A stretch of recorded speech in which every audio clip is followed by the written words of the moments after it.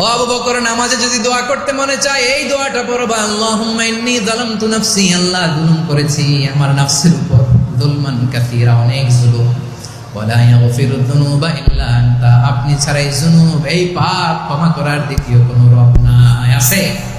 আল্লাহ ছাড়া আমাদের গুনাহ আর কে কে ক্ষমা করতে পারে বলেন তো? কে পারে? কে?